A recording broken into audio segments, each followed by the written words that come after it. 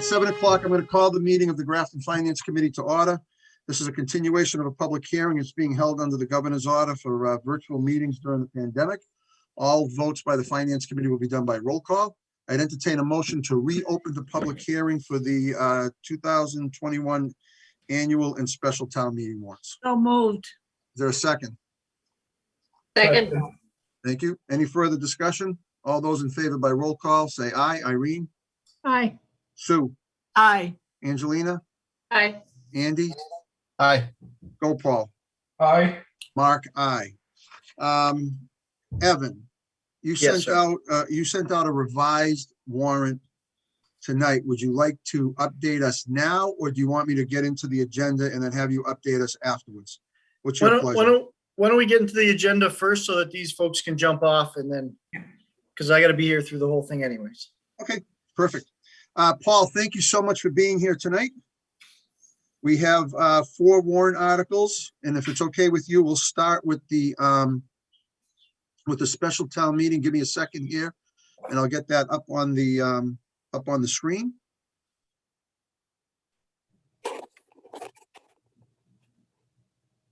First article is Article 10. If you want to walk us through it. So it's literally to replace an existing truck that we have now with a similar truck. It's a 2009 with beds, ready to fall off, and it needs substantial work. So it's just a replace one with another. Is this a diesel truck or a gas truck? Gas, regular F-250 pickup with a plow. You'll be happy to know the Finance Committee voted to support that article last night, but we wanted to give you the opportunity to tell us if we were wrong in supporting it. But it sounds like we made the right decision in supporting it. Well, if you want your sewers to flow in the streets plowed, that's the right decision. Any questions on that article? Sounded like a threat, Paul. Well, no, it's, it's a promise. So then we'll jump on to the annual town meeting, and the first article for you tonight is Article 22, if you want to talk to us about that. So it's literally, with all the upgrades that we've now done, the software continues to needed to be updated. We had an article a year and a half ago in October of 19, I think, to put on for a polymer system upgrade, which is about $100,000. We delayed that whole thing just because of COVID. So that's out to bid right now. You'll see that. And this article literally just funds not really expansion, but upgrades of the existing systems. So all the whole operation is computer driven now, and all those systems need to be upgraded. And as we all know, that software is not inexpensive. Now, the 100,000 is to buy the new software and upgrade it, and then the operating budget, we have sufficient money to pay the annual maintenance, or yes, we do. That's called. Yeah, that's funded out of that. You say the SCADA system that we have, our engineering firm, really helps us along with that. So when we need help with that to either fix a freeze up or whatever we call them, and again, it's just the consultant's costs. How's collections and billing? Are you guys on budget? Yeah. We should be, right on the money with the amount we, with the rates we currently have, we should be good. Excellent. Are there any questions from the Finance Committee? I failed to say this at the beginning, and I should have. Please use the raise your hand function so that I can identify you when you have a question. Just make it easier when we share the screen. I don't get to see everybody on the screen. So are there any questions on Article 22? All right, Paul, moving on to Article 23. I'm sorry. Go ahead, of course. Why did I not doubt that Barry would have a question? Go ahead, Barry. Yeah, Paul. About a year ago, we asked about testing the wastewater for symptoms that would demonstrate that there is COVID in town. Has the state helped on doing anything like that, or are we just passing that by? No, so the state, we did contact BioBot, and there's a bi-weekly call with the DEP. They did fund a lot of that testing. It's about $1,200 a week to test your wastewater, which we obviously don't have the funds to do. So the state did pony up, but they chose the larger communities, Lawrence, New Bedford, Springfield, the areas where it was, the populations are greater and the risk was greater. So they, we never would have made that cut. So. Okay. Any other questions? Okay, Paul, Article 23. No, just quick question. This Sorry, is go, for me. Paul, I didn't see you. Go ahead.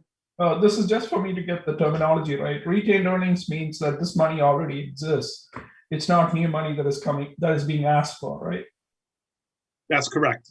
It was Okay. certified last year. These 3 articles were actually supposed to be on the October town meeting, but with all the stuff going on last fall, it just didn't get on that. Okay, Go, thank Paul. you. Figure retained earnings for the sewer is the same thing as free cash for the operating budget. Okay, so this money Makes sense. exists. It's not new money that is being asked from the taxpayers. Okay, Nope. thank you. Actually, Excellent. Mark, Go ahead, Irene. Gopal, I just want to add that when it comes to the sewer department, no money ever comes from, quote, taxpayers. It is user-based. So if you are not hooked up to the sewer, you do not give any money to the sewer department. All of their funding comes directly from the fees charged to the people that actually use it. Thus, we have an enterprise account. Thank Right. you. Which we're finally budgeting properly this year, thanks to Evan and Mary. Oh, I'm sorry. Wanted to add that. Any other questions on Article 22? All right, moving on to Article 23, Paul.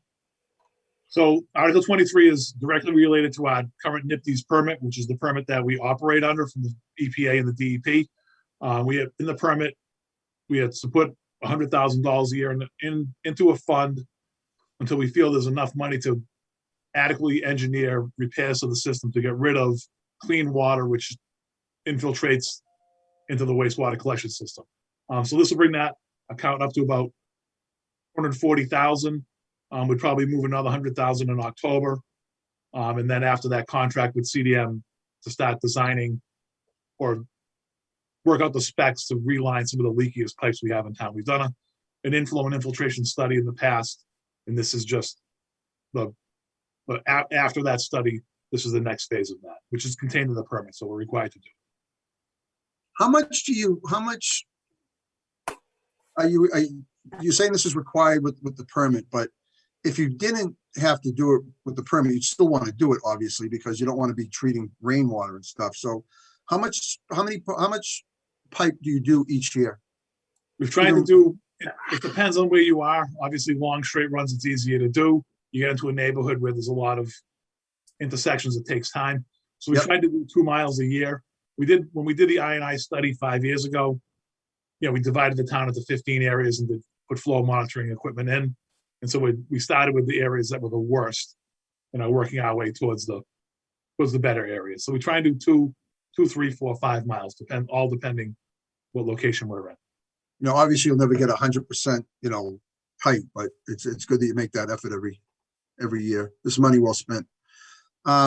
Any questions on Article 23? All right, moving on, Paul, to Article 24. Article 24 is really just what it says. Our goal, I should say our goal, the sewer commissioner's goal, my goal, is in the end to have about, let's say, $500,000 in this one article. Just because things are expensive. I will use last week as an example. We had a circuit breaker at one of the pump stations failed.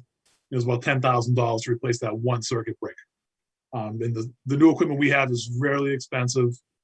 There's not, you have to replace it with the same equipment in kind. You can't, so it's just everything's expensive, and we want just to have this cushion because there are no, we can't fail. There is no failure is not an option, so we need to fix what breaks. Evan, there's a typo in the FinCom recommendation. The article's asking for 150, and the number you have is 100. It spells out 150, but it says 100. Okay, thank you. We'll make that correction. Either way on that number, Mark, we asked for 150 total for this year, and Yep. 50,000 was in that Article 4 from the special for the truck, so or whatever article that was. So Gotcha.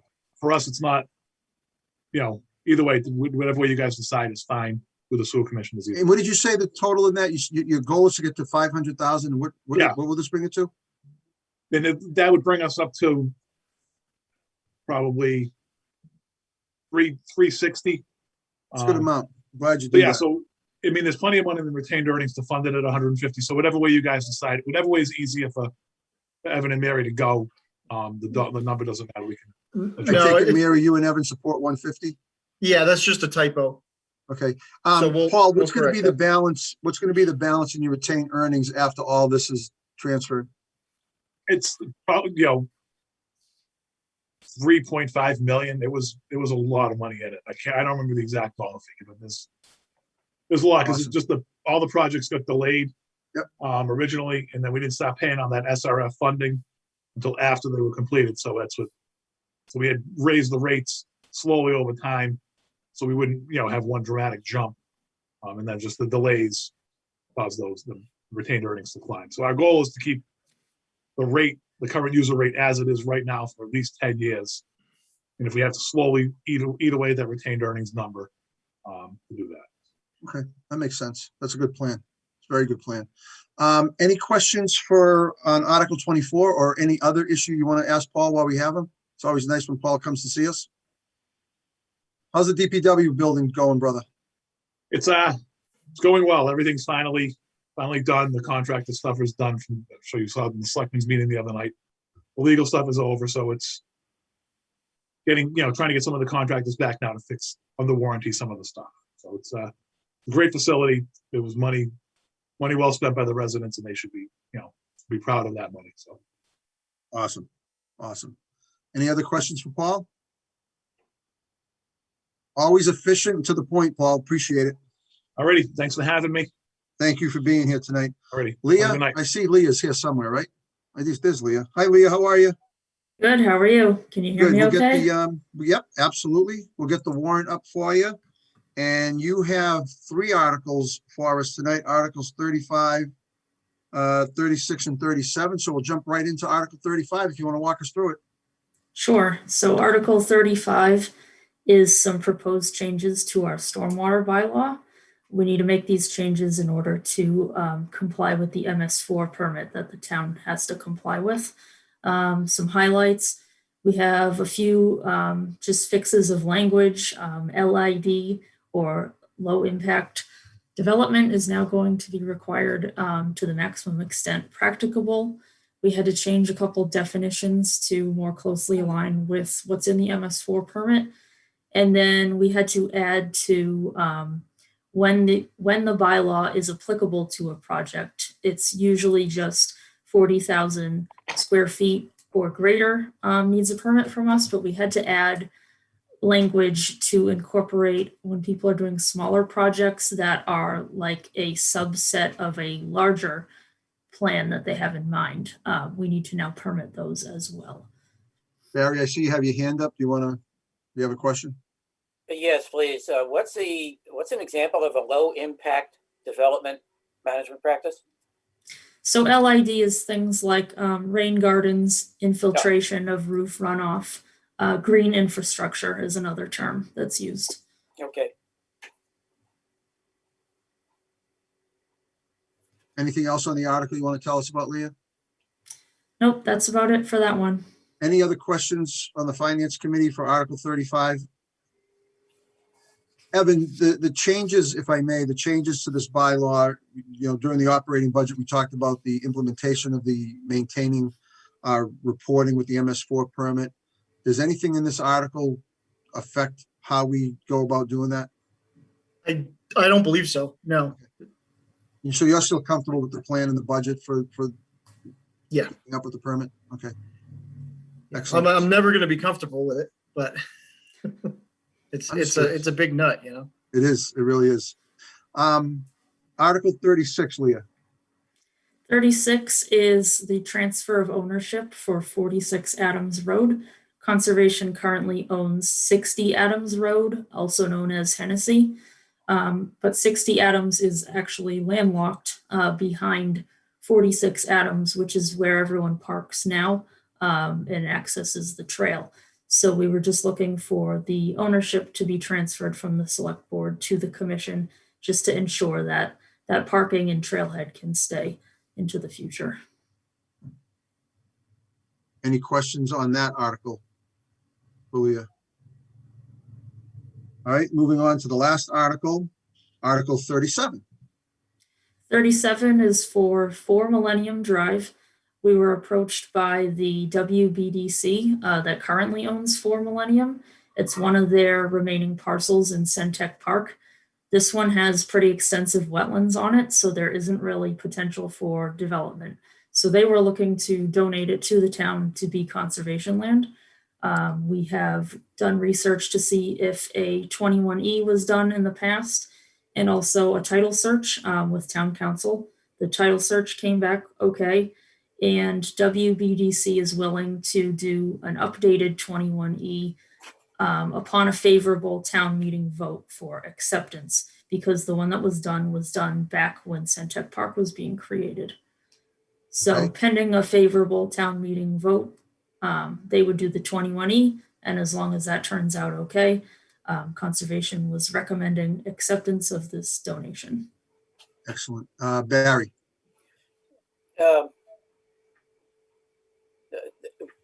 Is it possible, or is there anybody interested in purchasing 4 Millennium Drive and using it to put up a building? So the wetlands on site are prohibitive of that. The only thing on there right now is a detention basin that I believe is already town owned.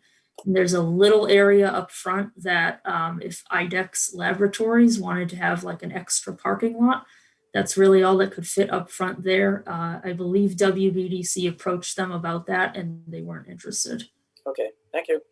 Go ahead, You're Irene. welcome. Yeah, I have a question. What does it mean when it says favorable? So it says pending a favorable result. So a 21E checks for past contamination on the site. So as long as that study comes back favorable, meaning no contamination, everything's clear, nothing sketchy going on out there, we would recommend accepting the donated land. Okay. Yeah, the last thing you ever want to do, Irene, is get a piece of property that's contaminated, because Oh. then you end up owning the cleanup. Yes, we went through this with the library. So my question is this, when you do the report, it comes back, is this an either or, either favorable or unfavorable, or are there shades of gray? Well, there's a little bit of this. I mean, it depends what details are uncovered in the process. I believe the way we're wording it, we would have a little discretion to decide what's favorable to us. I don't know if, Evan, if you can clarify that a little bit. Go ahead, Evan. Yep. So that's one of the reasons why we write it, calling it a favorable phase 1 site assessment, is that we determine what's favorable. And so, if you found, let's say they found some fuel oil contamination that was easily rectifiable and they were willing to do the rectification, and then we got a clean bill on it, we might still accept it. If they find cadmium or lead or something, we would just say definitely not favorable. So you want to kind of write it so you have yourself a little bit of discretion there. So this article is just giving you the authorization to do it. It could be 4, 5, 6 months from now when you get the reports back before you actually accept the gift. Correct. So this doesn't mean you're going to accept it. It's just giving you the right to accept it if the results come back favorable. Right. Okay. Okay. Go Paul, then Barry, then Irene. What's the benefit for the town to accept this? Why does the town need to accept it? I mean, so there's no potential for any real development to happen on the parcel. So the alternative is preserved open space. But given the fact that it's wetland and it cannot be developed, that's not a possibility, right? Correct. You couldn't develop it because of the wetlands unless you were looking to do a pretty extensive fill and then replication somewhere else. But it would be a very costly project. Yeah. So I'm just wondering what the benefit is for the town to accept this. Nobody wants it. They want to donate it to the town. My question is, why do we need to take it? So the commission felt it would be a good addition to our open space that we have to offer folks to go out hiking and use for passive recreation. If I'm looking, if Google Maps is correct, it's kind of in the middle of, no, means middle of lots of trees and a bunch of other things, unless Google Maps is wrong. I like the fact that people want to donate land to us, but this seems to be like donating something which nobody wants, and it is wetlands. There's going to be no development there. I just don't understand the benefit for the town. So it's actually not the first time the commission has accepted land like this. We have quite a few other parcels that are under care of the Conservation Commission in town that are pretty extensive wetlands, but there is opportunity for passive recreation and habitat preservation. We own a couple on Creeper Hill Road, for example.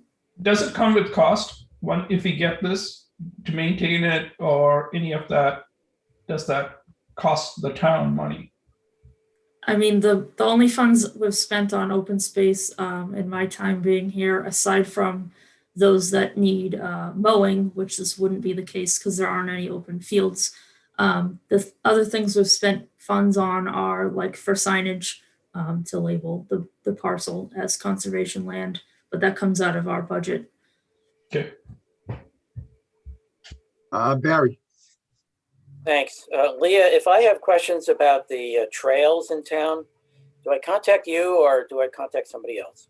That's me, as long as it's Town of Grafton Conservation Commission land. If it's a land trust parcel, you'd have to ask them. Okay, thank you. Irene, you still have your hand up. You have a question? Okay, so are they currently paying taxes on this? Are we going to lose revenue by taking this off the tax rolls? So I did go ahead and consult Mary Oliver on this. She provided me the figure today. For FY21 taxes is $266.29. The parcel's valued. There you go. Yeah. That gets Mary her Lamborghini. Was that what we were getting her last night? Ferrari. Ferrari. I'm sorry. I'm sorry. Wrong car. Wrong Mary. No, Mary Laurie. That's what I was talking about. Yeah. Right, no, she said she talked to Mary Oliver. Oh, I know. I know. Now you gotta get I'm not another going to make any jokes anymore. I'm just going to stop talking. I got it. Thank you. Any follow-up, Irene, on that? No, that answers the question. All right, Sue? I just wanted to ask Leah, aren't the wetlands important for the aquifer? So if they gave it to the town, we can be assured that nothing is going to seep into it to contaminate surrounding areas. Am I right? Yes, that's accurate, yes. Thank you. Any other questions for Leah on Article 36? I have one more question. 37, Sorry. rather. I have one more question. When the results come back, would that be presented to the finance committee before we make a decision to accept it or not? Or is that a decision by the town administrator? That's a decision by the Conservation Commission and the town administrator, nothing Okay. to do with us. Thank We're you. only supporting whether or not we're going to allow them to have that option. That's what the town meeting is deciding whether or not to give them the option to take the property. Okay, thank you. And we're making a recommendation on that basis. That make sense? Yes, thank you. All right, any other questions for Leah? Leah, great job as always. Thank you Thank very much you. for your time coming in tonight. We really appreciate it. Thanks. There's Mary Oliver. What, came early? I was just gonna say, I hope Mary comes early. We're flying through this meeting tonight. If Colleen is listening, because she's here just to listen, if you see her name, can you let Matt know we're running way ahead of schedule? If he can jump on early, that would be great. Thank you, Colleen. Hi, Mary, how are you? I'm great, thank you. How are you? Good. You are here to talk about Articles 38 and 39, so the floor is yours. Okay, both of these articles basically. Can you still hear me? Yep. Hello? We can hear you. Okay. I can't see anybody anymore. I'm love my computer at home here. But both of these articles are basically housekeeping. We have the first article, which is Article 56. This allows for an exemption for any active military or National Guardists, and basically it gives them 100% off their real estate taxes if they're called into service. This initially was voted in by the town in July 1st of 2015. It does have to be renewed every 2 years. It expires every 2 years. Presently, since I've been here, I've never had anyone apply for it, but it's there just in case they are called up to active duty. And the second article that we're putting forth is Chapter 59. 5C.5. Now, this is also a local option that we had adopted back on July 1st, 2015. And this allows us to double our exemptions every year. So, for instance, the state for our veterans, our 10% veterans, is normally 400. We are allowed to go, we have voted in with the town to go up to 800. And that is a gradual increase as their taxes increase. We can go up. Say if it went up $75, we can go up at $75 and take that off up to $800. So this is something that needs to be voted in every year for all our exemptions. Hey, Evan, can I ask a question? Sure. Why don't we make Articles 38 and 39 part of the consent agenda? Because hindsight is 20/20. Oh, okay, that's a good answer. We will, when we have to do that again, 2 years from now, we'll be doing more. Oh, 39, you're gonna have to do next year, 38. Oh, maybe 2 years from excuse now. me. Yes, correct. Just makes it quicker at town meeting because, 100% agree. any questions for Mary? Barry, you don't have a single question for Mary? I'm sorry, the dog ate my homework. Oh, yeah. All right. Mary, thank you so much for your time. We appreciate you coming in tonight. I appreciate it. Thank you so much. Have a great night. You too. Thank you. Evan, while we're waiting for Matt to, because I don't see Matt, right? While we're waiting for Matt to jump on, do you want to go through some of the changes that you made to the articles? Might as well get that out of the way while we're waiting for Matt. Is that okay with you? Yes, absolutely. Do you want want me me to share the to? change log? Yes, please.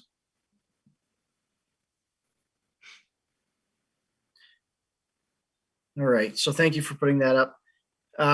The first section here is just us adding the funding sources to each of those articles as we discussed last night. And so we sent over that copy today of where that money is coming from. Do you want me to read just that tell out? us Or tell us Yeah. what the sources for 2, 6, and 7, please. So the Article 2 is coming from the accounting expense account. Article 6 is coming from the accounting expense account, and 7 is coming from the veteran service expense account. And the reason we have additional money in the veteran service expense account, we discussed at a previous meeting, which is that line was a little bit overinflated. We decreased it in the upcoming budget. But that means that we have a little bit left over in there, so we're able to swipe that out. So when we voted to support 2, 6, and 7 last night, we knew it was coming from somewhere in the operating budget, and we supported that. So I don't think there's any reason for the finance committee to reconsider our support. Is the committee in agreement? Excellent. Yeah, Dan said as long as we didn't do anything shady and buy a Ferrari, then we're all set. That's right. That's right. That's right. Dan did say that. Hey, Evan, do you have the number right? Article 2 is to appoint a trustee for Nelson Library. No. That's on the special town meeting. This is Article 2 of the special town meeting. not the Oh, annual. okay. All right. I got the wrong one. Okay, thank you. You're welcome. Go ahead, Sue. So Mark, the only place that would change is in our recommendation. Okay, so we're fine. We support the articles as they were presented. Perfect. That's correct. Excellent. All right. Anything else on those 3 articles?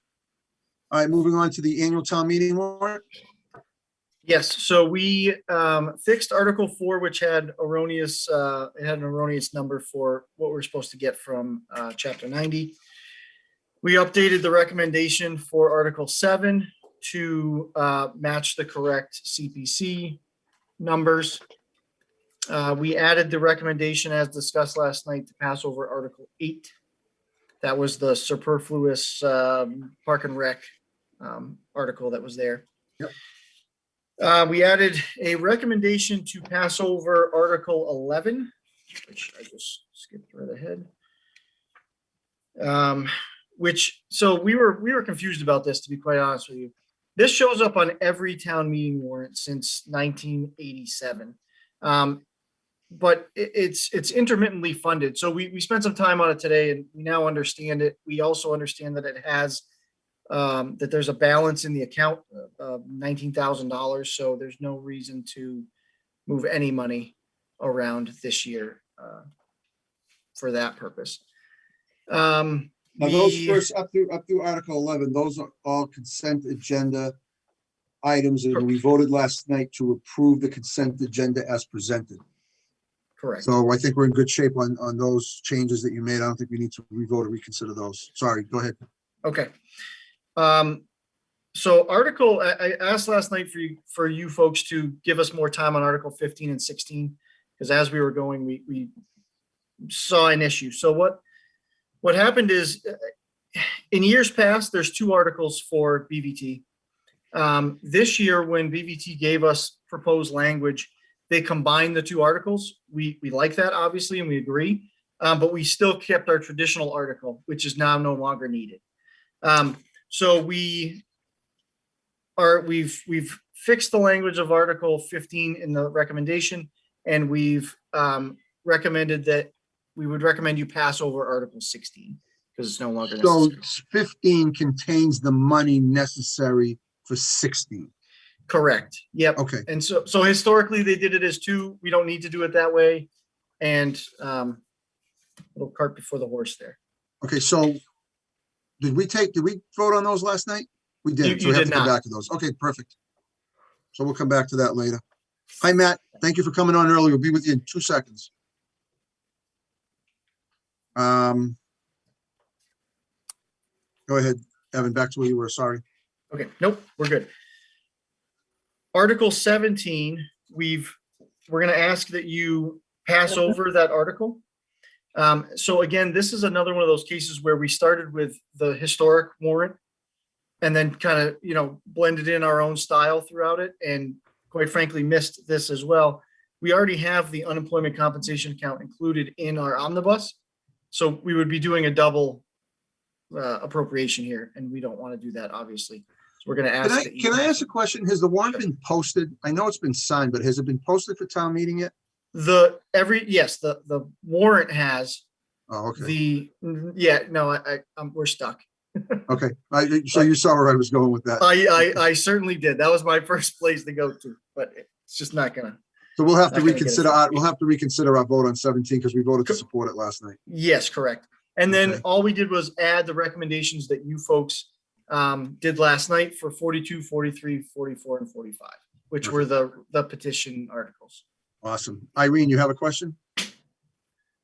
Yes, I just want to go, I'm sorry, because I'm kind of going backwards, but Articles 1 through 11 are on the consent agenda, but 2 of the articles are going to be passed over, 8 and 11. Yes. Now, We voted to support the consent agenda as presented. So if 2 of those are to pass over, we support them being passed over as our vote last night to support the consent agenda as presented. okay, because I'm trying to see, I was reading this differently. Let me just find the wording. Where is the wording on this? It's on the second page. Oh, there it is. Okay.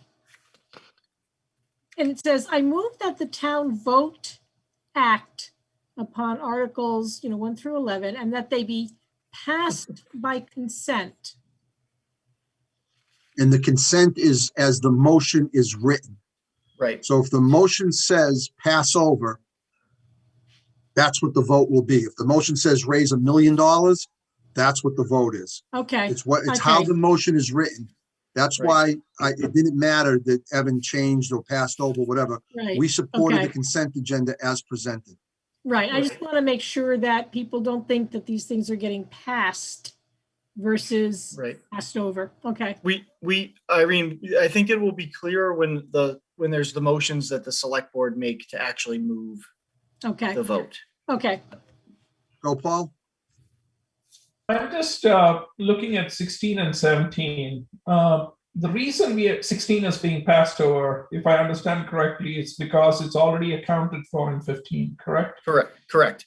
Do we want to mention that? Because I'm reading, this article funds Grafton's contribution to the Blackstone Valley Vocational Regional School District, and it says pass over. So if I wasn't part of this meeting and didn't hear it, I would be wondering, why are we not contributing to Blackstone Valley? Should we mention that it's because the funds are already accounted for in Article 15? There will, that's how we're driving people to town meeting, Gopal. What's that? They think we're not going to fund BVT, and then we're going to get a whole bunch of people to show up. That's how you do it. No, we will, we can put that in the explanation on 17. Yeah. Just to make that clear. Sure. 16. Yeah. Sure. We'll put it on 16 and 17 just to cover our bases. And 18. Let's add explanations to every article. We have them on almost every one. We're getting there. All right. Any other questions, Gopal? You're good? All right, Matt, thank you for being here tonight, representing CITC. I knew I'd say that right sooner or later. So we'll jump right into Article 13. The floor is yours, my friend. Sure. So Article 13 and 14 basically fund the capital budget. 13 is essentially authorization to borrow for the amount that we need for a new fire truck. And then 14 is the full list of the remainder of the capital items. So the CIPC went through its new process. I think largely it was pretty successful. Sue Robbins was there as well. So we pretty closely followed the DOR recommendations on how a capital program and capital planning committee runs. We took all of the requests all together. We stuck them in a big spreadsheet. We evaluated them against a number of different criteria. So things like, is it related to public safety? Is it an infrastructure play? Is there a legal or any other compliance impact, or does it relate more to personnel and services? So we took all that together. We basically worked within the guidelines that we were given by Mr. Taranzini. So he gave us a guidance of about 1.1 million.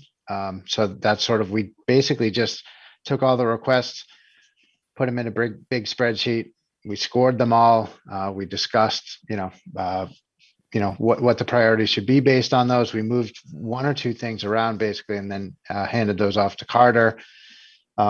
And he largely accepted just what we had recommended to put in. I guess the one bit that we had some discussion about was engineering for George Hill Road. So, as I think probably some of you are familiar with, that's about a $4 million road.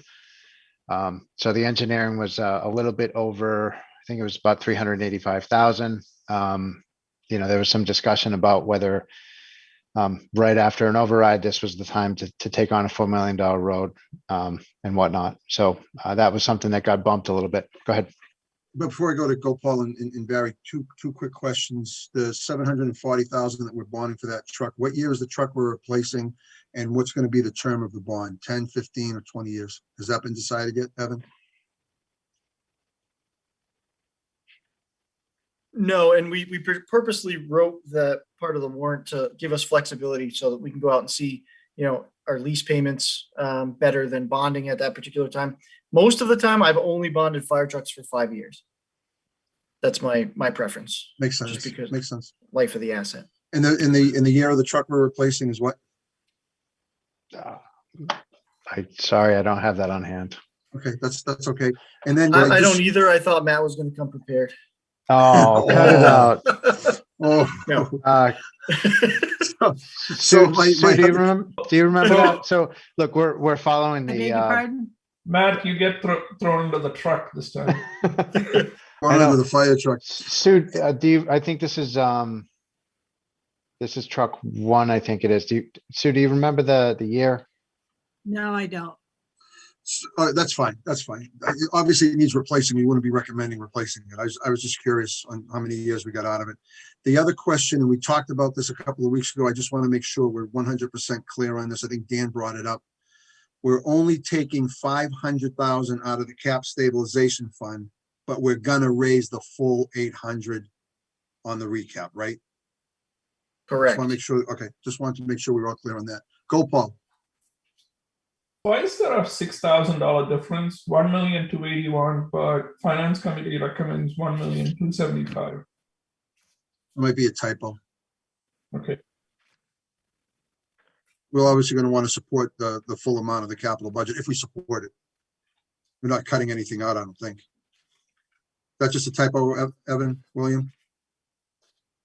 Beulah, anyone? Yeah, I believe so, yeah. We have no intention of doing anything other than what CIPC asked us to do. Perfect. Okay, Barry, we have to check what our vote was. we haven't taken a vote on it yet. Oh, okay, No, we were waiting to see Matt tonight. right, okay, good. Barry, Matt, about how long will it take before we actually see the new fire truck? Before we actually see the new fire truck? Usually those take a couple of years. You gotta engineer them, order them, and like 18 months. yeah.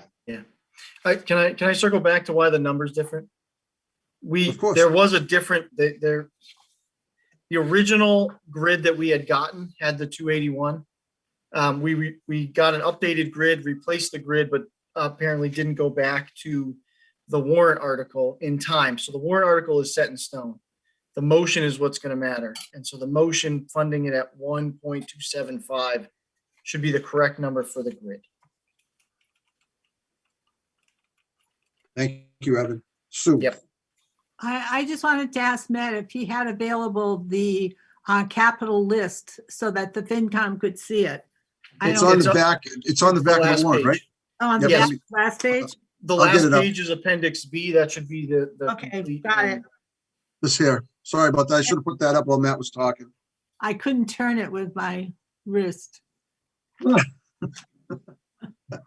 Barry, Oh, never mind. So, Good. I'm not sure if you, well, I guess looking at the list, it's probably difficult to say, but we were able to fund the majority of the requests this year, which was great. And we were pretty conservative in terms of the amount we spent, because obviously there were some short-term kind of one-off operational issues that we ran into this year, which put a little bit of a squeeze on free cash. So I'm guessing next year we'll be able to spend a little bit more on capital and hopefully recover some of the items that were requested for this year, but didn't make it. There wasn't a lot.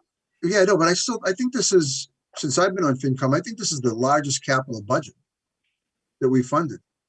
It should be. I mean, we had the extra 800. We had some money that was transferred from the super park over into capital stabilization that was used. So yeah, we're looking pretty good in terms of our ability to fund. But we've got some big things. So George Hill, we didn't do that engineering project. That was about 385, and we've got a bunch of athletic fields and roofs, and you got on the list. Also, what's not included in here and is still under discussion is the HVAC systems in the schools. So that whole train project,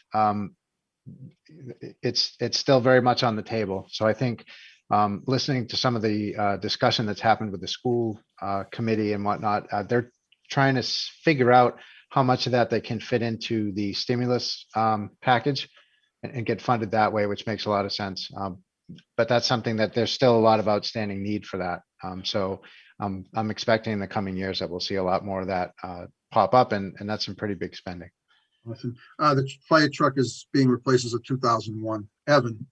When you do the other folks first, please. Oh, Mark. go, Paul. This is just from my understanding. 46 Adams Road. You said in another article, the chance of it not being passed is probably very low. or almost zero, just in case it We- doesn't get passed, what happens to the 55,500 here? So we already own 46 Adams Road. It's just in Oh, the we do. care and custody of the select board. Okay, got So it. either way, we could continue the demo project. Right. All right, thank you. Andy? Mine's just a curiosity. What is truck 44 at the DPW? It's There's- a dump truck. I believe it's they're replacing one of the internationals with a Mack, is my understanding. Dump trucks are big money these days. Yeah. Internationals are the worst trucks known to man. Sorry if there's Agreed. anybody out there, but we've had nothing but problems with our internationals. Yeah, us too. Evan?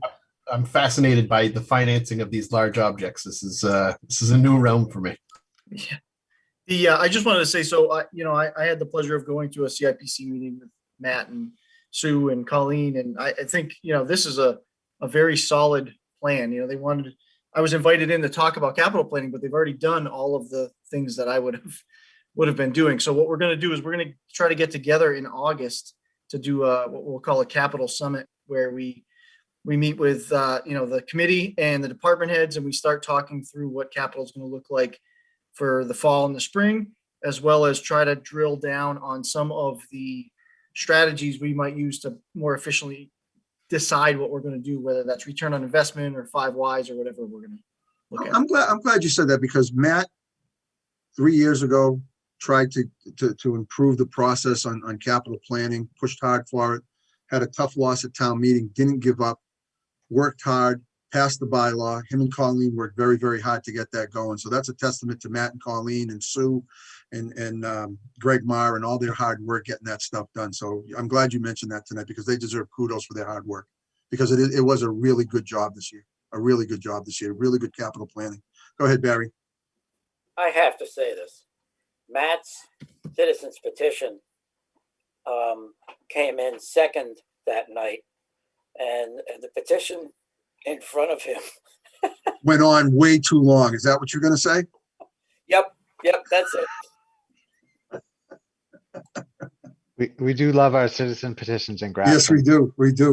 We I absolutely do. think it was great. I'm looking forward to the Capitol Summit. I think, the nice thing about this whole process is that it's completely transparent. So we have the request forms for, anything you guys are interested in. If you guys want the information a little bit earlier, next year, so that you can, understand a little bit better what's behind some of these capital items. The request process is pretty straightforward, and we can make those materials available. And Matt, the fact that there's a written plan is even more exciting. So we know we can anticipate what's going to come up in year 2, 3, 4, 5 from now, because you're actually doing some planning, which is fantastic. Greg tells me, Andy, that the truck being replaced is a 2005 6-wheel dump truck with a plow and a sander, and that's why $240,000 makes sense. That's the amount. Thanks, Greg.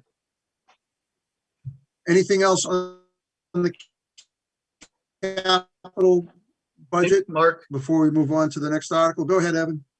just to clarify, because I was incorrect. Did I freeze? You did for just a second. Oh, sorry. You're back though. Just to clarify, the total amount, if you add up, it's correct in the article. Our recommendation is the problem. Okay. So when we when we vote, come back if to we vote it, we decide need to to vote support the it, correct number. Yes. We'll Sorry make about sure we that. get that right. Yep. Nope, don't be sorry. All right, anything else on the capital budget? Matt, great job on that. We're going to go ahead and move up to Article 18. Let me get it up on the screen.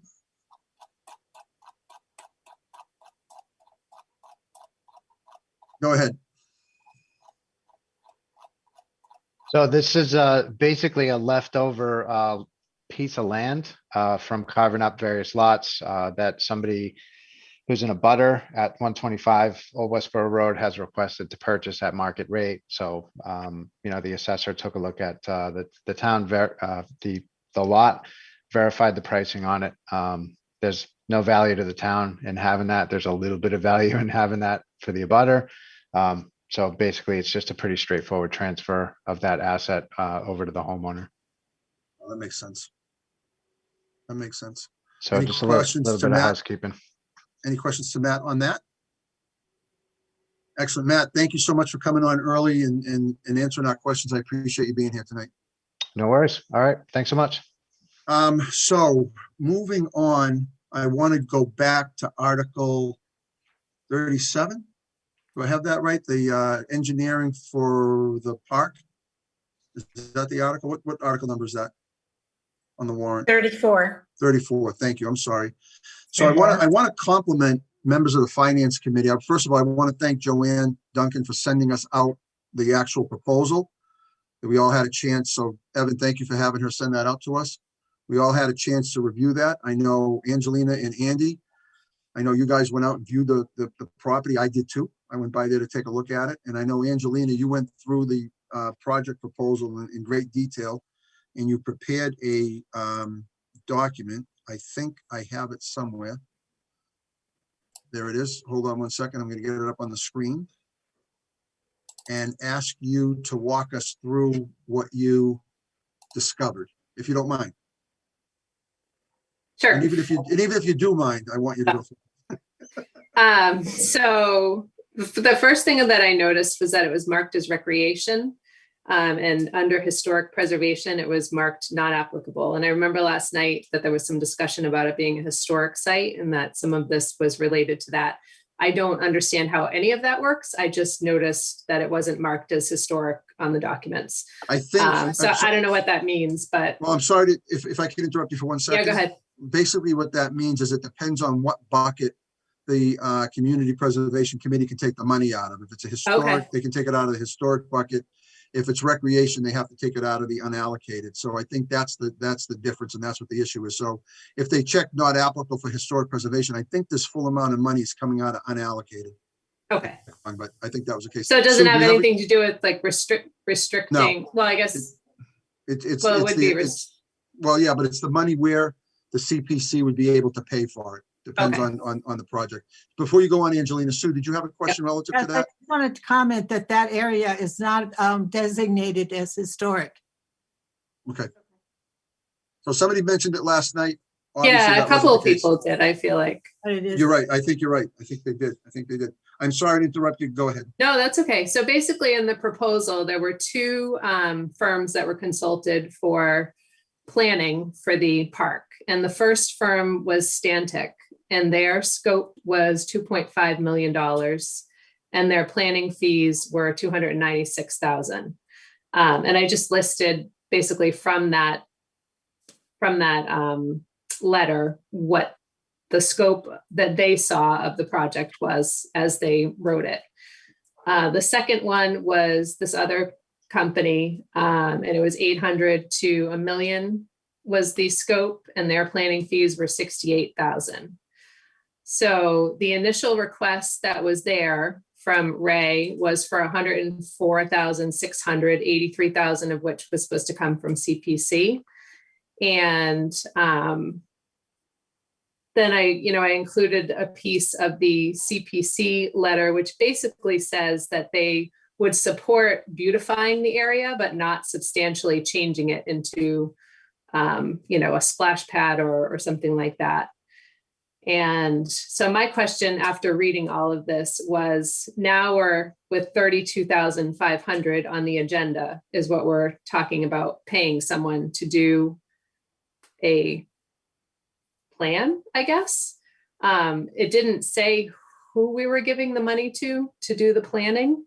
And so my questions were, who was going to be doing the study? What are we going to get from that money that we're paying? What is the scope?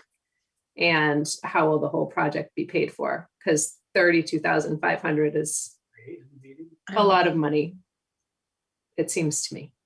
Unfortunately, Ray can't be here tonight, which is too bad. It would be nice to get some answers there, because it seems from what was presented to the CPC versus what is coming forward isn't the same project. And it seems like the project changed. We don't know what the project is. So I would have a hard time supporting something, and I said that last night, unless I know what the total scope is. And I think, Angelina, the stuff that you brought up tonight, I think is spot on. So we have a bunch of questions. Let's start with Dan. I saw your hand up first. So Dan. Yeah, I was just going to say, considering that we were told that Ray is having, some kind of family issue going on. Would it be possible for us to see if maybe we could get him in on Tuesday next week, and decide then, whether he can make it or not, because we have to decide. But I think it seems to me like it would be a relatively minor inconvenience for us to wait until then. And I definitely have questions I'd like to hear Ray's answers on. And I feel like if I were forced to decide now, I would decide against it, and I would feel really bad about that, just because I feel like it's only out of uncertainty at this point. Well, Dan, you're 100% correct. Sue Fiacco and I talked earlier today or yesterday, so I can't remember when we did, but what we would like to do is generate questions, send an email to Ray. If he can come Tuesday, great, but give him the questions in advance. And I think Angelina listed 4 really good questions that we need to ask him, and we'll come up with some other questions and ask him to. I agree with you 100%. We can't take a position, or at least a position of support based on the information we have. We need more information. So you're spot on. Andy, go ahead. I think Heather might have been next. Oh, Heather, go ahead. I'm sorry.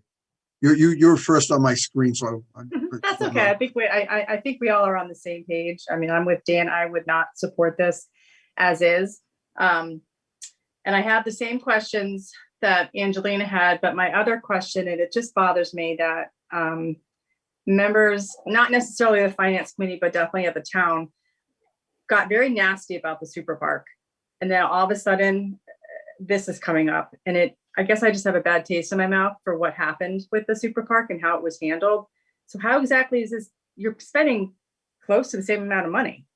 So I have a hard time with this. Even if I get more information, I guess I just, like I said, I'm sort of bitter about how they handled everything with the super park. That's not to say that my mind won't change, but they're going to have to come up with a pretty good explanation of this park, because I thought everyone who spoke said that they just wanted the existing parks that we had to be beautified. Well, this is more than beautifying a park. This is more than making it. This is like building basically a brand new park. And I thought that that's not what people wanted. So to spend the 32.5, knowing that the town was very clear in saying that they didn't want any more new parks, then why are we spending $32,000 to do nothing? That's just me. Heather, I could not agree with you more. You said exactly what I'm thinking. So I'm with you 100% on that. Okay. Andy, go ahead. As you mentioned, I went up there today, and the thing that further confused me was I wasn't previously aware of that little Perry Hill playground. Do we know, are there plans to get rid of that one? Because I mean, that's an existing park that seems to be maintained by rec that has older equipment and stuff. They're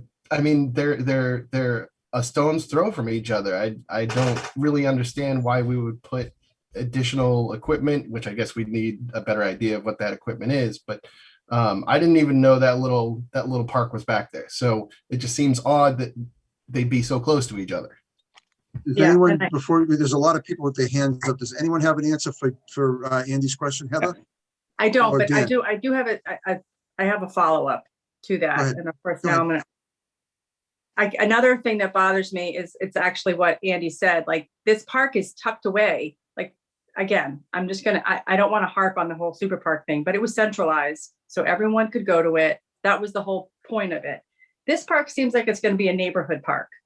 So you're spending a lot of money. Again, if you live up there, I apologize and you have kids, because I know you probably aren't going to vote for this, but it seems like our money could be spent better elsewhere. That's just I think another great point. Go ahead, Dan. So just with the Perry Hill question, so Ray came to the Affordable Housing Trust meeting in, I think, August or September last year, around then. And he actually had an idea to move I guess some or all, I'm not 100% sure right now, but the equipment on Perry Hill Park over to Whitney and then add more to make it like a larger thing. But then Perry would, then the idea was that Perry could then be used for affordable housing if the Affordable Housing Trust was interested. After some further research, it turns out that there is I'm blanking on the chapter, but there's a state law chapter something that restricts it to a particular use, in this case, recreation. And it would require a town meeting vote and then a state legislature vote in order to take that restriction off. Is that Article 97, Dan? Yeah. I think that is. But yeah, so it would, so there's a process to that. It's possible, it's doable. We heard about this from Dave Robbins, and he mentioned that typically they like to get like some other equivalent piece of land to be sort of swapped for that purpose. So that's another thing to consider. But to me, it sounds like it's kind of a lot of, and also if this works out, and also if this works out, in order for us to actually end up with that as affordable housing land.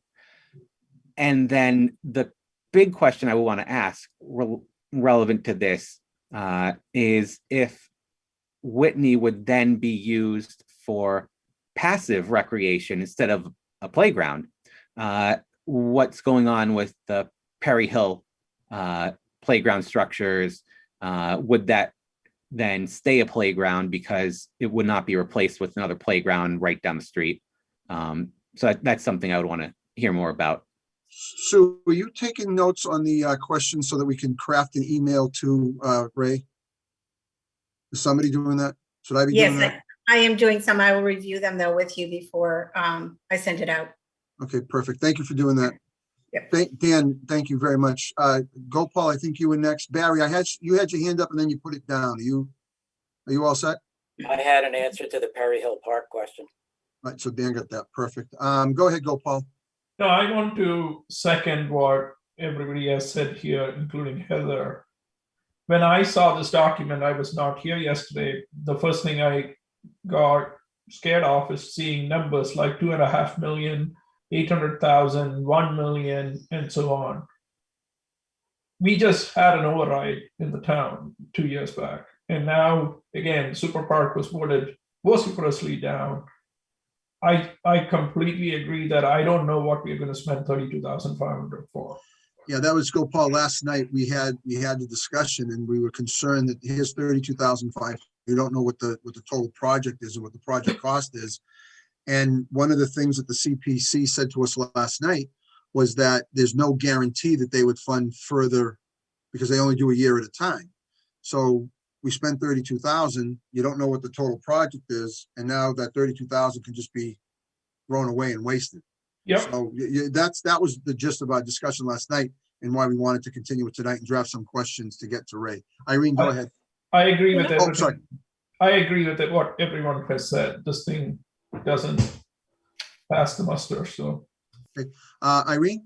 Yeah, I just want to kind of agree with that. And Heather, you're absolutely right. You know, when I compared to what I was hearing last night, when I saw those responses from the two companies, I was like, whoa, no wonder everyone was talking about splash pads. This is all about putting splash pads in. No way, forget it. Never, not happening, etc. Insane. But last night they definitely seemed to be, at least I was getting the message, no, we really want to tone this down. And the CPC letter, I think, is very, very good. You know, they very much say that this is what we're looking for.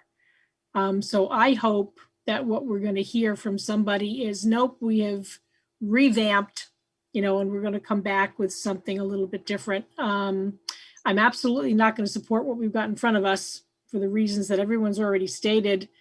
And unless they come back and say, yeah, we're thinking more like passive, we're going to make some nice grass and maybe put up a like, you know, a little gazebo or pavilion or something, I'm fine with that. But as somebody said last night, you know, $35,000 to have somebody sketch out where you're going to put the benches. Yeah. My son did that for his Eagle project up on North Street. And we didn't spend $35,000 on planning on where to put them, I promise you. Yeah, those numbers in that were crazy. Yeah. Angelina. My biggest concern is that we just don't know what the 32,000 is even for or where it came from. Because the only information we have is that it would cost 300,000 for a study, and he was asking for 100 up front. And if you look through the numbers, like kind of the beginning phases of the evaluation would come to that 100,000, but we don't even know who's getting the 32,000 or what they're going to do for that. And if it ends up being just a beautification project, why is that going to cost $32,000 to have someone tell us how to beautify it? Like you said, the numbers, based on the documentation that we have, we don't actually have support for the numbers that we have in front of us. So that's troubling. So it seems to me that what we really need to understand is, what is a 32.5 going to get us? What is the overall goal of this project? What do we want to, what's going to end up happening there? What is it going to look like? Who's going to get the 32.5? And then I think the question that Andy asked, that other park up there, and then, Dan gave us an explanation. What's the impact of that? Let's get that straightened out. So a lot of good questions there. Now, Sue, I see your hand is up, but Greg Marr had raised his hand. I promoted him up to panelist. He was an attendee. So Greg, if you're there and listening, do you have a question?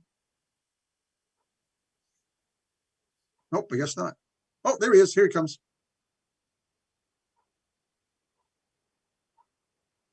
I Go was ahead, just Greg. talking about the Perry Hill thing that's already. Oh, so you can answer that one. Okay, thank you very much.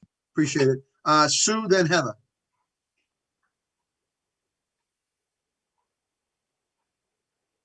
Sue, you're muted. Sorry.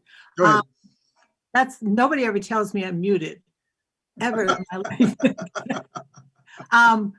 I would also like to know from Ray if they plan to do fundraising, because they did do fundraising for Roney Memorial Park. We did a lot of fundraising. It was over $100,000, right? They raised quite a bit. Yep. So I'm wondering if he's planning to do the same thing for Whitney Park. Okay, that's a good question. Heather. I know Andy had said that they were, or someone, Dan had said that they were going to move the equipment over, but that equipment's fairly old. And I don't know, I don't think that would even pass any sort of test for safety. Because these days everything that they're using is that molded plastic, and the turf and that. If we want to insure it, it would have to pass those safety tests. Absolutely. Yeah, and it's metal. It's all, Andy. Unless I saw it.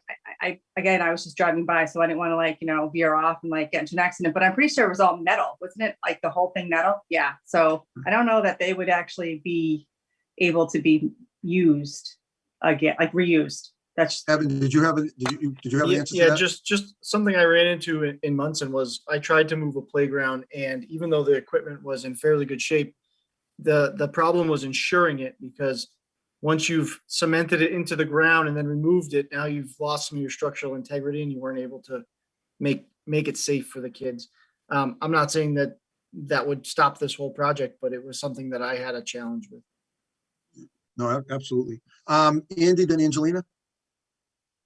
Just responding to Sue quick, I think there was a line in Ray's proposal where he calls out what they intend to fundraise to supplement the project. What Station 2 would be on the hook for.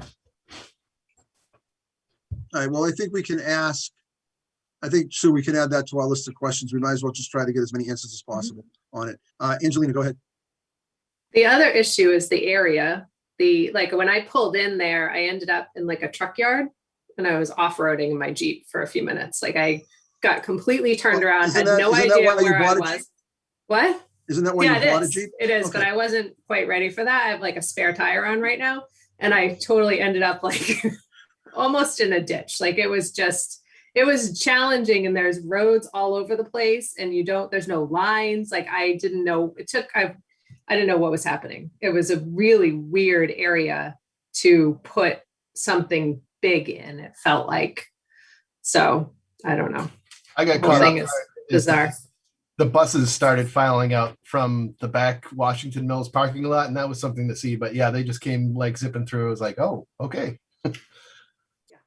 All right, so if it's okay with the finance committee, Sue and I will draft an email, or Sue will draft an email, and we will send it to Ray.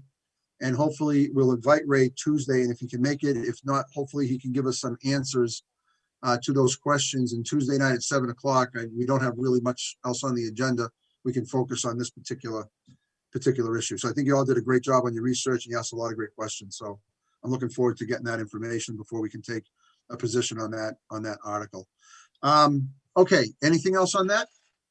That was really, really good. So why don't we go back? I'm sorry. Go ahead, Angelina. I have one more question. How come this didn't go through the capital process?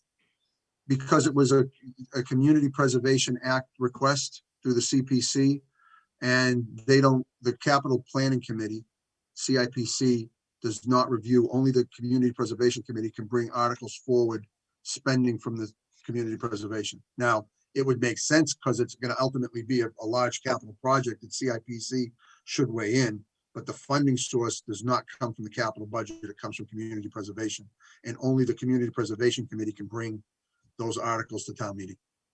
That make sense? Evan, do you want to correct anything I just said there? Nope, I agree. Okay. Heather? I will add that because I do not believe that they will be able to get this all funded through them, that if this does get voted in, and that they, whatever they do, whatever the 32.5 is, whatever the plan is that they come up with, it's going to have to go through CIPC to actually pay for this thing, if it's going to be close to $1 million. Because there's no way that, unless they do it in phases like they tried to do the super park, but Or they do a bond and pay it off over so many years. something, but it's not going to all go through the other, it's just no way. No, I agree with you. I agree with you. All right, so that said, Sue, we took care of the entire special town meeting warrant, right? We have no issues on the special town meeting warrant? Am I right on that? You took action on all those? That is correct. All you have to do is review the recommendations. Okay, so why don't give me 1 second here. Let's get I the don't annual think- town. I'm Excuse sorry, me, what? yeah, Mark, I don't think we had Evan finish his changes. Yes, you did. Evan, didn't you? Yeah, I believe I did. Yep. Did you? Yes, Sue, the last four were just Yeah. us adding Rex to that. So that was just Okay, very good. one sentence. We didn't take position. I don't know if we took position or not, or did we take a position last night on the marijuana? You put in your email to us today, Evan, that you had some clarification. Do you want to update us Yeah. on that? Because that's a Yeah, big so issue. yeah, so I had quite a bit of conversation around this, and I actually read some more guidance from the CCC. And so the reason that we're doing this by percentage is that that's what the law stipulates that we do. And it does not appear to give us the ability to put any kind of cap on it. The only way to do the cap is to tie it to your liquor licenses, which are essentially your package store licenses. So the problem that for Grafton is that right now you've got 7 outstanding package store licenses. And so in order to hit your 3 license for cannabis, you have to do 50% to match that. Now, if they were to provide or authorize another package store liquor license, that would move the total cannabis license available up to 4. So we have 10 available? Correct. And we've only issued 7. Right. And so the only thing that the town, what the town would have to do, presumably, is if we were issuing new package store licenses, we would have to return to town meeting and change the percentage of the bylaw, revise it back down. So this article, and Dan, just go to you. This article is the exact same wording that went to the annual town meeting last year, which will authorize 50%. Our goal is to just have 3. I mean, that's, I think, what the select board wants. But this wording will give us 5, Potentially 5. potentially 5. All right, If, just want to make sure I if understand. all the package store licenses were suddenly given out, then, Yep. then yes. Okay, but right now, only 7 are out, so it limits us to It's the 3. 3. Okay, Correct. understood. Go ahead, Dan. So, so currently it's 20%, right? And you said we have 7 out. So that's 20% of 7 is 1.4. So I remember when this was coming up for the very first time, as we were all preparing for the law to go into effect, and we had to have some bylaw on the books for this. We were told that it would round up somehow. And I never got an explanation for that made any sense at all. So I was wondering if maybe Evan or Mary might know something else about how that works. How the rounding up works, you mean? Yeah.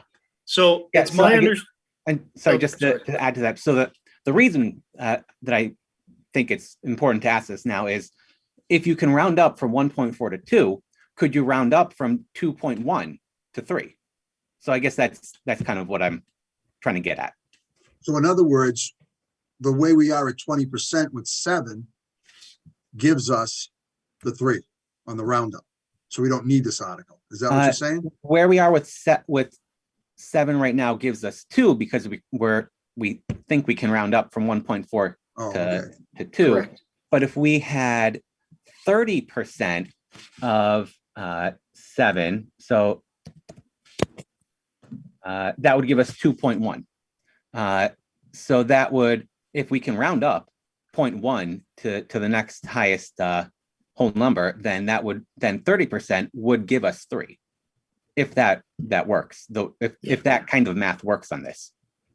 Does it work? That's a great point, Dan. It is, and I got to be 100% honest with you. I have no idea. I don't know if we hit 2.1, if we can round that up to 3. I mean, I was just, while you're talking, I'm reading the guidance, and I don't see anywhere where it goes into that level of minutia. I am more than happy to go down that road and come back on Tuesday with an answer on that. And the other piece of that, I guess, is if it turns out you cannot round up from 1.4 to 2, then that would mean that our current bylaw restricts it to less than 20% in practice. And I think that would require a ballot vote for that to go into effect. So maybe we don't even have a limit right now. I just feel like the answers I've gotten for these questions have never So added up. the law stipulates that you have to have a minimum of 20% unless your town voted no, Correct. We right? Or voted questioned yes. for it, and you voted yes. So basically, I think that's why they picked the 20%, because that's the minimum threshold that you have to have under the law, which is Mass General Law 38, Section 15 is the alcohol provision. I can get you some documents on that as well, So- if you'd like to see. So my concern with that, though, is we have to have a minimum of 20%, but our bylaw sets a maximum of 20%. So unless if the math works out perfectly, that 20% is a whole number, then we're fine. If it's not a whole number, then that fraction that is 20%, if it doesn't round up, then we can't allow 20% with our bylaw. I would tend to say that there is no issue with the existing bylaw. But to go farther than that, I'll need to spend some more time in the statute. Excellent. So we'll get some more information on that from you on Tuesday. That would be awesome. Go ahead, Angelina, and then Irene. The other issue, just piggybacking off of that, is that if we can round up, if we have 7, then it's 3.5, which would that round up to 4? Is that going to make people nervous? Yes. Going to 5 definitely made town meeting nervous last spring, without question. but going to Of course. 4, so this would be 3.5 to 4. So that is a possible, I don't know. I'm not sure about it either, but just a thought. Irene? Well, I have the magic number that would work to make 3 the number based on 7 permits, and that number is 42.85%. Okay. Thank you for doing the math. For what it's worth. I love it. I love it. Go ahead, go, Paul. I am in favor of this. The thing that gives me a heartburn is this $295,000. I don't even buy it because Grafton is a Oh, we small talked about town. that last night. Yeah, Grafton is a small town. I mean, the thing is, I would love to see if the first 2 licenses that we have given brings this $295,000 to the town. If it does, great. Let's give out more licenses. But just giving out 4 or 5 without even having seen a dime yet, I just don't know why we are in a rush to change bylaws. And what is the pressure here? I think it's because there are organizations trying to get open. Okay, so if organizations Because the come select board forward gave and out say 3 they host wanna agreements. put casinos or whatever else, we'll just try to take that to the town, and I don't understand. I would love to see results before we try to give more licenses out. Yeah, I think the rush is carrying capacity, right? So every town is rushing to get as much revenue as they can before the market is saturated. And these facilities wind up everywhere else but your community because you decided to wait and see how much revenue they brought in. That's the rush. And that, I don't mean that to be flip. I mean, that's I think literally why everyone wants to rush to get things open as quickly as possible. And you see that other communities are rushing to do this? Yeah. Oh God, yeah. Okay. Yep. Andy, then Heather. Irene, do you still have, did you have another follow-up? I was just going to add to the discussion. Oh, And let's go to Andy. maybe Let's go answer to Andy, Gopal's then Heather, question. then you. Yeah, I believe some of the rush too is because we have given out 3 host agreements and we only have 2 licenses up for the ultimate thing. So, people don't want to be left out as the third wheel. And one of the companies has alluded to litigation anyways, if they happen to be the third person. We also talked about all the businesses cannibalizing each other last night. And I don't think anybody would agree that there's a possibility that 5 dispensaries could flourish in a town Grafton size. So, I think there's a little common sense in there too, that while yes, there may be the potential for 5 licenses, is it a reality? The odds are very, very low. So, Hey, 7 liquor stores are surviving in this town right now. It's true. So who knows? Who knows? You don't know until, I agree with what Gopal said 100%. Until such time as that first one opens and we see the business and we see the revenue, we don't know what 2, 3, 4, 5 are going to do. Let's get that first one open, Heather, then Greg, then Irene. Heather. Yeah, I was going to add to, I think I was going to add to actually kind of piggyback on Andy. I think that's part of the problem right now is that I believe because they handed out 3 licenses, they're sort of stuck because I think someone is going to come back to the town because I think what they said last night was that all 3 of them started site development. That's a lot of money just to say, oh, by the way, you can't open yet. So I think that might be part of the rush. I will say, like I said last night, because I know, friends who are opening these shops, they are making a ton of money, but it's kind of like get in now because who knows how long it's going to last. So. Good point. Greg, then Irene. Just one minor point. I believe there are actually 4 community agreements, but only 3 of them are being developed. The thing I was going to point out that Dan brought up with the rounding is if we can round up, then 50% gives us capacity for 4. If we can't round up, then our current 20% gives us 1. So we are even worse off than if we actually get confirmation that no, we cannot round up like we assumed.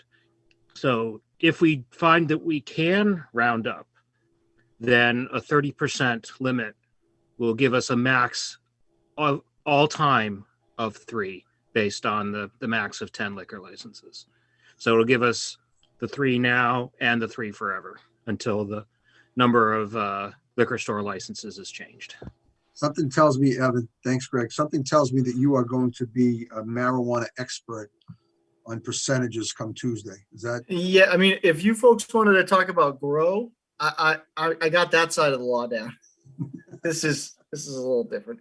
Plus, quite frankly, you all have your little rabbit holes, which I'm enjoying immensely. But just writing out my list of notes is daunting. Irene? Somebody told me that because of the pain I'm having, they told me to go to THC and get some cannabis. There you go. So that's why you're for this. Go ahead, Irene. So I just want to follow up on what Greg said, reminder that we have handed out 4 host agreements. The host agreements are not a license. We have handed out 0 licenses. We do not give a license until somebody comes back with their license from the state in hand. There is no guarantee at this point that any of those 3 is going to get their license from the state. Never mind get their license from us. So just keep that in the back of your mind. Now, whether or not that host agreement, in fact, obligates us to then give them a license when they show up, we'll have to leave to the lawyers. To the best of my knowledge, as I've heard talk, it does not. I am not a lawyer. Okay. Play one at finance committee meetings. Even if they do sue us, again, we'll have to let the law people decide.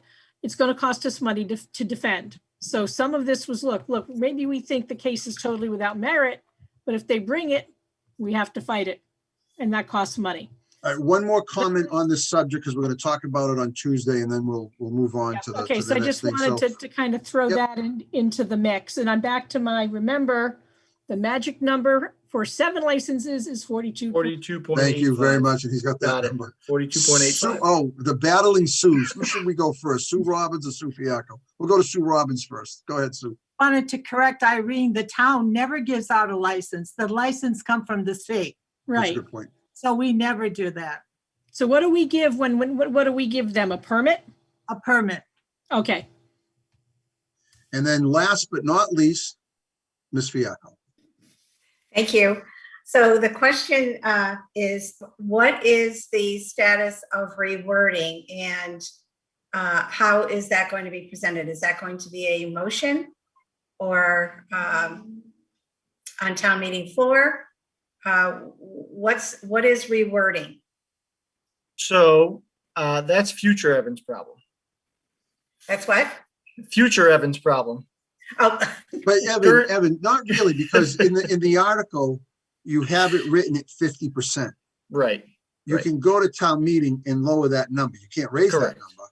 But you can lower that number. So Sue, to answer your question and future Evan's question, the motion will have what we want, as long as it's 50 or less, because it's within the 4 corners of the article.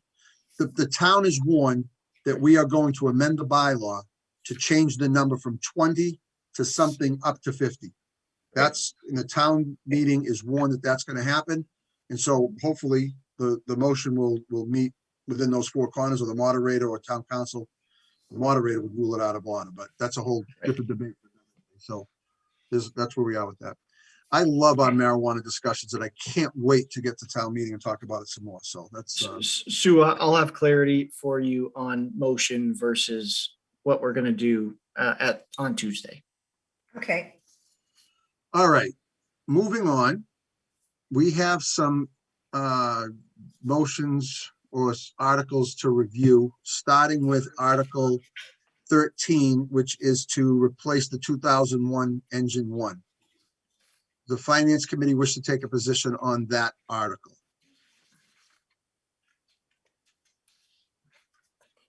No? Bueller, anyone? I'll make a motion that the Finance Committee supports Article 13 in the amount of up to $740,000 to replace engine one. Is there a second? So moved. Second. Any further discussion? All those in favor by roll call, Irene, Aye. Sue,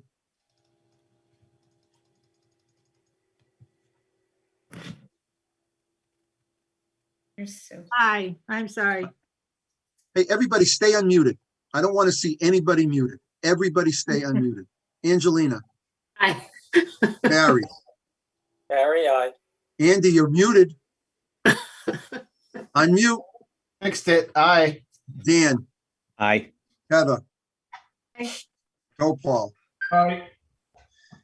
I'd entertain a motion on Article 14, and the number we want to support, Evan, to be sure, is 1,281,000, as Correct. shown in Appendix B. Can I have a motion? Oh, wait a minute. I thought it was 1,275. No, that's my mistake. I said it backwards. That's my mistake. Oh, it's the other two- way around. Okay. Yes. Okay. Then I make a motion that the Finance Committee recommend passage of Article 14 in the amount of $1,281,000 as written. As proposed in Appendix B. Second. Any further discussion? All those in favor by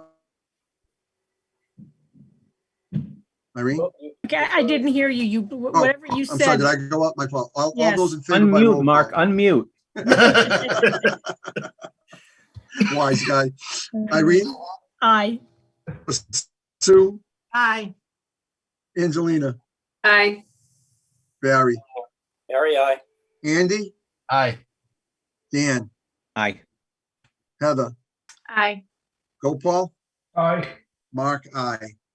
Sue, what's next? Do we have to do 15 and 15? We have to reconsider Yeah. 15, Yep. right? You haven't voted Or 15 we didn't take- or we- 16 We didn't at all. take 15 yet. All right, so we didn't take that. So I would entertain a motion to support Article 15 in the amount of $968,780. Second. So moved, I'm sorry. Is there a second?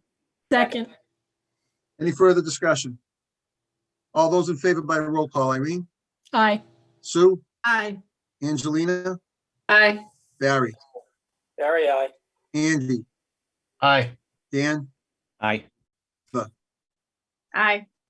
go, Paul. Aye. Mark, aye. I'd entertain a motion to pass over Article 16. Is there a motion? I make the motion the Finance Committee recommend passing over Article 16. Is there a second? So moved. Any further discussion? All those in favor by roll call, Irene, Aye. Sue, Aye. Angelina, Aye. Barry, Barry, aye. Andy, Aye. Dan, Aye. Heather, Aye. go, Paul, Aye. Mark, aye. I'd entertain a motion to reconsider the Finance Committee's position on Article 17. Is So moved. there a second? Second. All those in favor by roll call, Irene, Aye. Sue, Aye.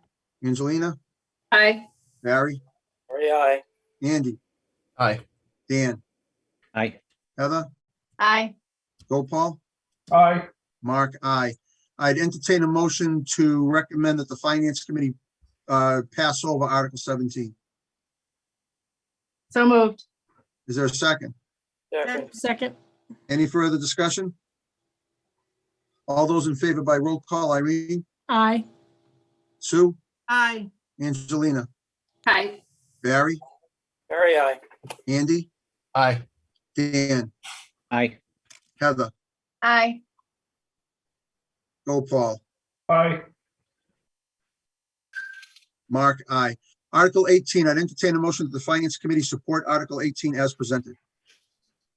I move that the Finance Committee recommend passage of Article 18 as written. Is Second. there a second?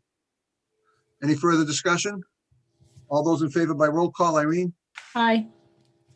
Sue, Aye. Angelina, Aye. Barry, Barry, aye. Andy, Aye. Dan, Aye. Heather, Aye. Gopal, Aye. Mark, aye.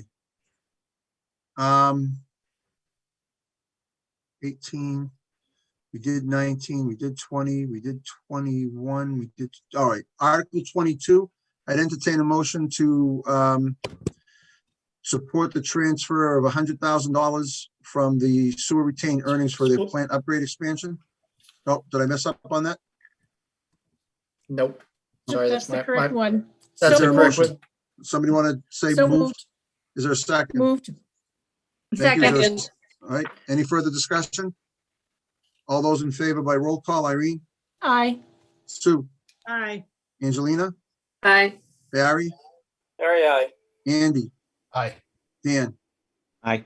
Heather, Aye. Gopal, Aye. Mark, aye. Moving on to Article number 23, that's $100,000 transfer from the retained earnings of the sewer for their inflow and infiltration inspection and repair project. Is there a motion? So moved. Is there a second? Second, Any further discussion? All those in favor by roll call, Irene, Aye. Sue, Aye. Angelina, Aye. Barry, Barry, aye. Andy, Aye. Dan, Aye. Heather, Aye. Gopal, Aye. Mark, aye. Moving on to Article 24. That's taking 150,000. That's the right number, right, Evan? Correct. Yes, thank you. 150,000 out of the sewer retained earnings to put into their major equipment repair placement account. Can I have a motion? So moved. Is there a second? Second. Barry, question, further discussion. Yeah, what role does the town accounting have on the enterprise account maneuvers here? Mary, do you want to jump in on that or do you want me to do it? I'm sorry, what was that? What was the question, Barry? What role do you play in playing with this money for these accounts in the enterprise account? Well, one, I would confer with Paul to let him know that he does have the adequate funding. And then second, once it's passed at town meeting, it's just journal entries, really. Okay.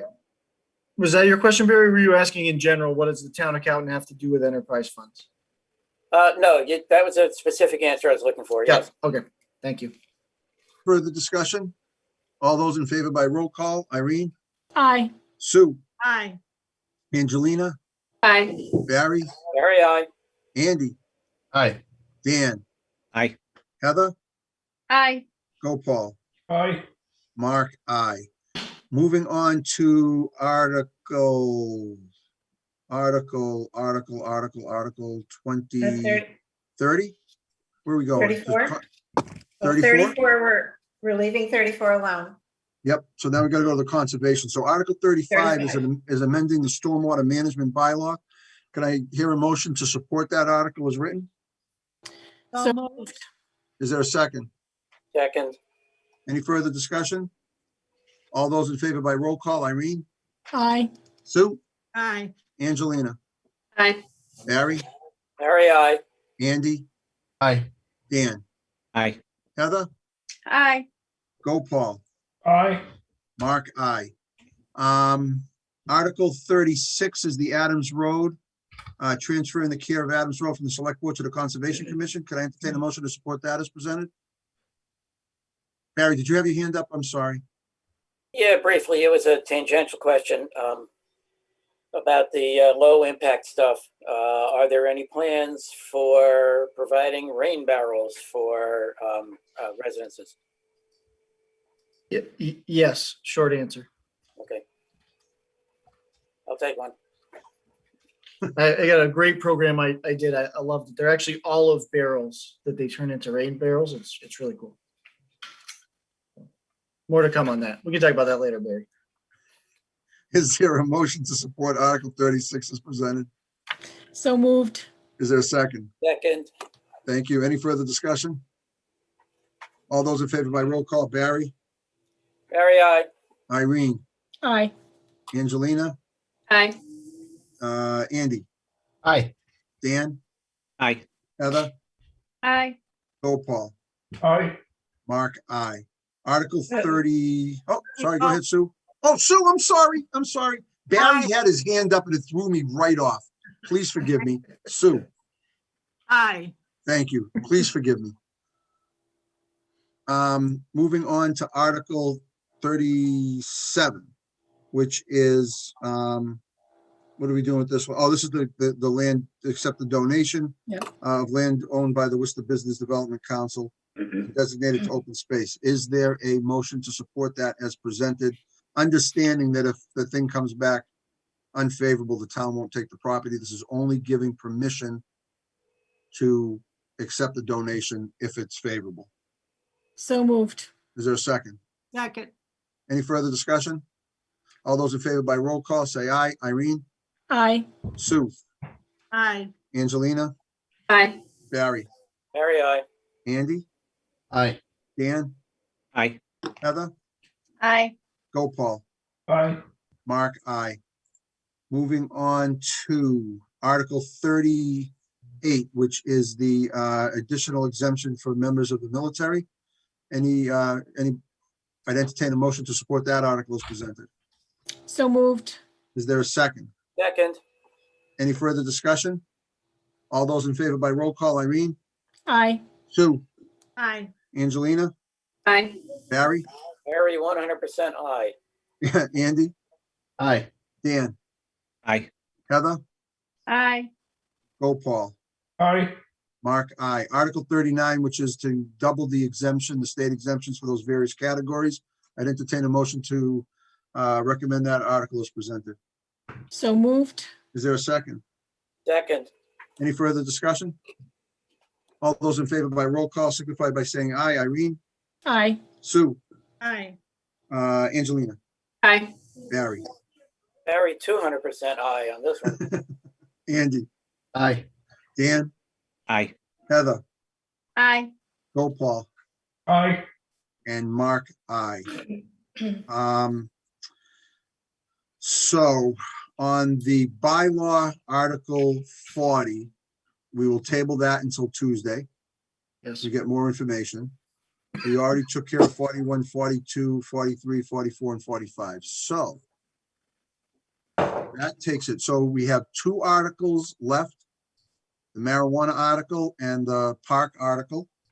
Those will be on the agenda for the Finance Committee Tuesday night to discuss and to consider. In terms of reviewing the article assignments, I think the recommendations that prepared for us are excellent. Is there any member of the Finance Committee that wants to change any of the recommendations that have been drafted? Stu, do you have any comments on that? I do have a question, yes. Please go ahead. In all of the worksheets from yesterday and today, I have followed our previous format that basically says that, Finance Committee recommends passage of, and then continues. And what I have done is I have taken the wording from the explanation and or recommendation and put it in there. Would you like to go just quickly review, even if you review them silently? Or do you want to change the format completely? I don't have a problem with Evan's proposed format. I think it's fine. Is any member of the Finance Committee? I look to Sue and Heather and Barry as our senior members on the Finance Committee. I don't see a reason why we couldn't follow the new format. It shows that the Finance Committee recommends passage of the article. So Fine. I'm comfortable with it. Yeah, I'm confident. I mean, I'll read through obviously I'll read through all of them and review them, but I don't see a problem. Okay, and if there is an issue, we can let Sue know to get a hold of Evan and let him know we have a concern. So if anybody has an issue, I guess the best way to handle this, if anybody has an issue, we have the latest draft from Evan. He sent that out this afternoon, or Sue sent that out this afternoon. We all should have got that. So if anybody has an issue, bring that to Tuesday night's meeting and we'll ask Evan if he could change that before they make the copies and do everything that they're doing. Irene, then Barry. Yeah, the only question I would have is, I know sometimes, or say sometimes, usually we put quote unquote a reason, why we were recommending passage or not passage. Most of these I think are pretty self-explanatory. So maybe if everyone wants to take a look, do you feel there are any that need particular explanation? That's the only thing I see being different. And I'll No, tell you, I agree with that. and I I'm gonna, agree. if I can interrupt it, I agree with you 100%. I think the two articles that we may want to give a little bit of an explanation of the debate. Those to me are the two, probably the most controversial articles on the warrant, right? Marijuana and super PACs. Yeah. So I think those two, we Don't may call it the want to, super PAC, Yeah. I'm sorry. I shouldn't have said that. I apologize. So I think if we're going to do that, we'll do that there. Barry, then Evan. Are we still doing the recommendations in red? We never did them in red. The motions. Yeah, were in what? red. The motions were in red at town meeting. Okay, never mind. Evan. Yeah, I was just gonna say, so, everyone should keep in mind that the wording we put in there is just a sample starter and is subject to change if anyone has any issue. We have no problem doing that. It was really just a primer for your conversation and not binding, we don't have any expectations one way or the other. Excellent. Appreciate it. Well, I will tell you, I appreciate you doing that for us. And this just makes the process much more seamless and easier for the FinCom. It's a change of the way we've done it, which, hey, change is inevitable. Direction is what is important. Andy, you guys can quote me on that if you want to write that down. Go ahead, Andy. I mean, we're gonna see Evan at town meeting anyways, and we'll all be armed with paddles at that point. So, Evan, I got to tell you something. I've been thinking about this paddle thing, brother. I don't know if that was such a good idea. Guys, tell Oh, Gopal- Guys, can you guys share with me what this paddle thing is? I missed We're something. going to use paddles to hold up the paddle when you support something. We think it's a big mistake, Gopal. I think I'm going to get whacked a few times for my stuff, but anyway, we'll see what happens. At that Evan, point. is it two paddles, one red, one green, or are they green on one side, red on the other? They're green on one side with a thumbs up, and they're red on the other side with a thumbs Okay. down. That's a great. I love it, but it's still a paddle. You're not joking. No, No, we're no. serious. No, he's not joking, Gopal. Oh, I am dead serious. So the moderator in Munson loved it because you can look out at the crowd and see instantly a sea of green with two red paddles. Well, you made your 2/3. It's not even an issue, or whatever it is. But loved it. They're actually, in all actuality, they are communicative paddles designed for children with autism to help them communicate better. That's what my wife is a behavior analyst for kids with autism, so that's where I got the idea, and they work fantastically for town meeting as well. so you brought it with you from Munson? Yeah, don't tell them that they're right now they're shuffling around their closet looking for them. I have two updates, but before I give the two updates, I would entertain a motion to continue the public hearing to Tuesday, May 25th at 7 p.m. Can I have a motion? So moved. So moved. Is there a second? Any further discussion? All those in favor by roll call, Irene, Aye. Sue, Aye. Angelina, did you mute? Hi. My kids are making a racket out in the Oh, okay, hallway. that's fine. That's all right. Andy, Aye. Dan, Aye. Heather, Aye. Barry, Very aye. Gopal, Aye. Mark, aye. Okay, two quick updates. Representative Meridian called me this afternoon to give me an update on where our special legislation is on the charter change. I want to apologize to the Finance Committee because I made the recommendation that we go through the special legislation. I thought it would be quicker.